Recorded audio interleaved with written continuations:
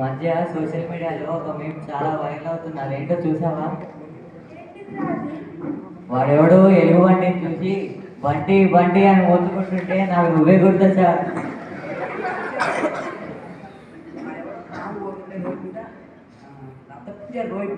అంటున్నాడు.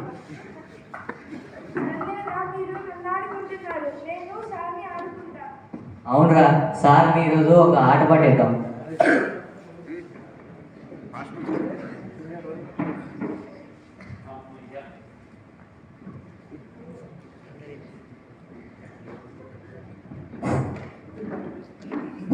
అయ్యా, good morning పిల్లలు.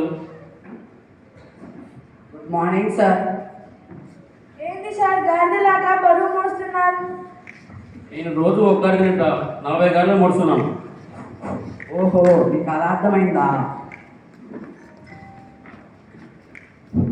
ఈరోజు టాపిక్ వచ్చేసి మైనింగ్ పర్యావరణానికి శాపమా మరియు సమాజానికి వరమా, దాని గురించి మీ అభిప్రాయం చెప్పండి. సార్, మైనింగ్ వల్ల అడవులు, జంతువులు, ప్రకృతి అంతా నాశనం అవుతుంది. దీనివల్ల మన భూమికి చేటు. సార్, నేను ఒప్పుకోను.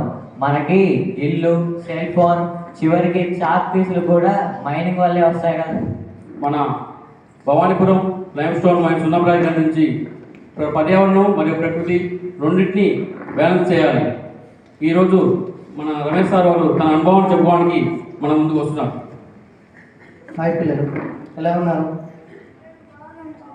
మీరు చెప్పింది నిజమే, కానీ మైనింగ్తో సంబంధం లేకుండా ఒక్క క్షణం కూడా మనం ఊహించుకోలేము.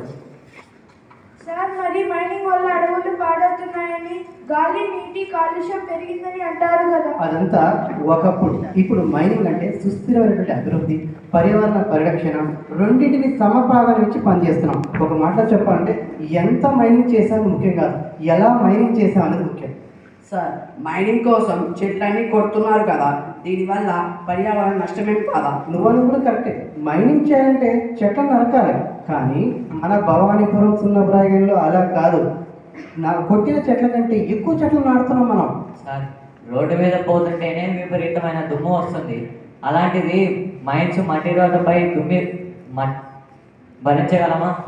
హోల్ రోడ్లో దుమ్ము లేవకుండా పర్మనెంట్ వాటర్ స్ప్రింకర్లు మరియు వాటర్ ట్యాంక్తో ఎప్పుడు తడుపుతూ ఉంటాం.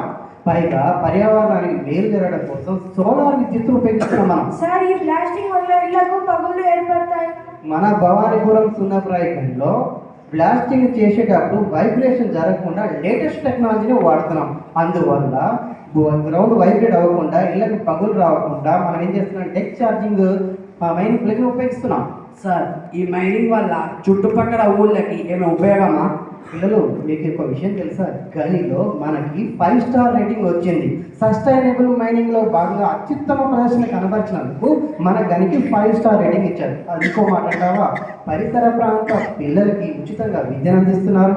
పరిసర గ్రామ ప్రజలకు ఆర్ఓ వాటర్ ప్లాంట్ మరియు సిమెంట్ రోడ్లను వేయిస్తున్నారు. ఒక్కటేమిటి, మెడికల్ క్యాంపులు నిర్వహించి ఉచితంగా మందులను కూడా అందిస్తున్నారు మన కంపెనీ వాళ్ళు. సార్, నిన్న జాన్పాల్ నుంచి ఆటోలో స్కూల్కి వస్తుంటే పర్యావరణ వారోత్సవం ఫ్లెక్సీ చూశాను.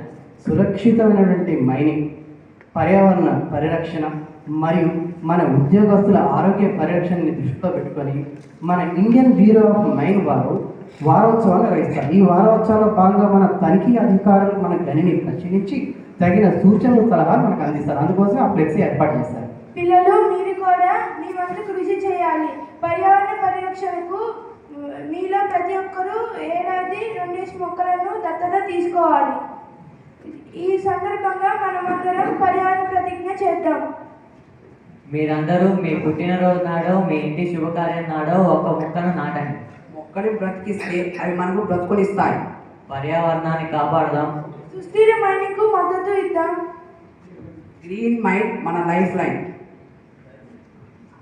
చూస్తారు కదా, ఈ చక్కని అవకాశం మాకు అందించినటువంటి యాజమాన్యం వారికి మనస్ఫూర్తిగా కృతజ్ఞతలు తెలియజేస్తూ ప్రతి ఒక్కరికి మనస్ఫూర్తిగా పర్యావరణ దినోత్సవం శుభాకాంక్షలు.